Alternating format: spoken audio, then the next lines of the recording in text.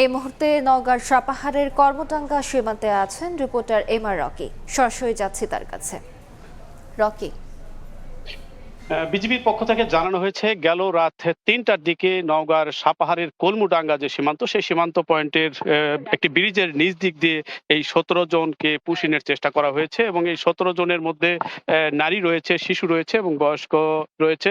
এবং আমরা দেখছিলাম সীমান্তের যে মূল পয়েন্ট, সেই পয়েন্ট থেকে একেবারে পাশেই কিন্তু তাদেরকে রাতে প্রেরণ করা হয়েছে এবং সেই প্রেরণ ঠেকিয়ে দিয়ে এই মুহূর্তে বিজিবি তাদের অবস্থান নিয়েছে। বিজিবির পক্ষ থেকে তাদেরকে এই মুহূর্তে আটকে দেওয়া হয়েছে একটি গাছতলায়, তারা অবস্থান নিয়েছে। এবং আমরা দেখছিলাম নওগাঁর সাপাহারের যে কলমুডাঙ্গা, সেই কলমুডাঙ্গার চকচকি মাঠের ঠিক ২০ বা ৫০ গজ দূরেই কিন্তু সীমান্ত। এই সীমান্তের পাশেই এই তাদেরকে এই মুহূর্তে অবস্থান নিয়ে সারাদিন ধরেই তারা অবস্থান করছে। এবং এর মধ্যে আমরা যতদূর জানতে পারছি ৪ জন শিশু রয়েছে, ৭ জন নারী রয়েছে, ৬ জন পুরুষ রয়েছে এবং বাংলাদেশি বলেই তাদেরকে প্রেরণ করার কথা বলা হচ্ছে। যদিও কিন্তু আমরা প্রাথমিকভাবে তাদের সঙ্গে কথা বলেছি, তাদের সুনির্দিষ্ট কোনো বাংলাদেশের বাড়ি এই কথাটি তারা বলতে পারছে না। এবং বিজিবির পক্ষ থেকে এই পুশিং ঠেকানোর পাশাপাশি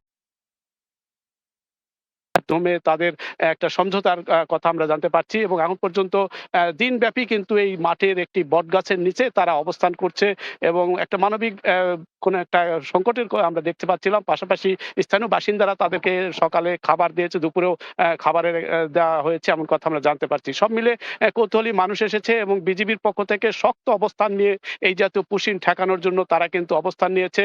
এবং এই যারা এখানে বিজিবি এবং বিএসএফ এর পক্ষ থেকে একটা আলোচনা চলছে, আলোচনার পরে এদেরকে প্রেরণ করার একটা প্রক্রিয়া হয়তো পরবর্তী ধাপে আমরা জানতে পারবো। কিন্তু এই মুহূর্তে রাত ৩টার পর তাদের মোট ২০ জনকে দেওয়া হয়েছিল, বাকি ৩ জন কিন্তু তারা এখান থেকে চলে যাওয়ার কথা আমরা জানতে পারছি। সব মিলিয়ে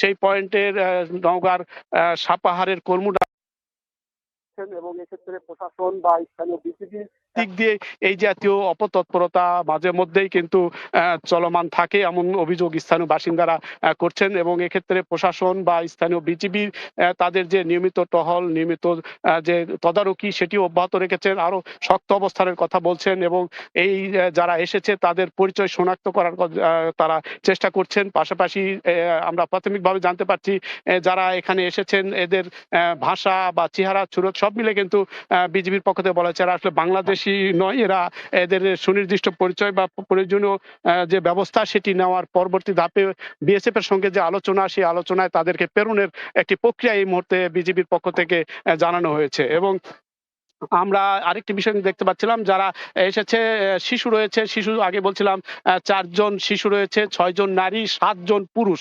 এবং এই নারী পুরুষের একটি মাঠের মাঝে তাদেরকে এই মুহূর্তে অবস্থান আমরা দেখছি। এবং কৌতূহলী মানুষ, স্থানীয় যারা বাসিন্দা, তাদেরকে দুপুরে হালকা খাবারের ব্যবস্থা করেছে, খাওয়ানোর ব্যবস্থা করছিল। পাশাপাশি এই জাতীয় তৎপরতার যে ব্যবস্থা, অপরদিকে কিন্তু বিএসএফ এরও একটি শক্ত নজরদারি আমরা দেখতে পাচ্ছি। এবং বিজিবি বিএসএফ এর মাঝামাঝি যে নোম্যান্স ল্যান্ড, সেই নোম্যান্স ল্যান্ডেই এই মুহূর্তে অবস্থান করছে এই পুশিন চেষ্টাকারী যাদেরকে নারী পুরুষের চেষ্টা করে প্রেরণ করা হয়েছে। এবং বিএসএফ এর পক্ষ থেকে যে প্রাথমিক মেসেজ জানানো হয়েছে, তাদের দিক থেকে একটা নজরদারির যে প্রক্রিয়া, পাশাপাশি তাদের আইনগত যে ব্যবস্থা এবং সেই বিএসএফ এর পক্ষ থেকে যে পতাকার মাধ্যমে সাড়া দেওয়া, এই প্রক্রিয়াগুলো তাদের দিক থেকে অব্যাহত রেখেছেন। অব্যাহত পরবর্তী ধাপে শেষ পর্যন্ত পরের যে আলোচনা কোন পর্যায়ে যায় সেটা আমরা জানানোর জন্য এই পর্যায়ে অপেক্ষায় থাকছি। তো এই ছিল সার্বিক নওগাঁর আমার কাছে। সরাসরি যুক্ত ছিলাম নওগাঁর সাপাহারে।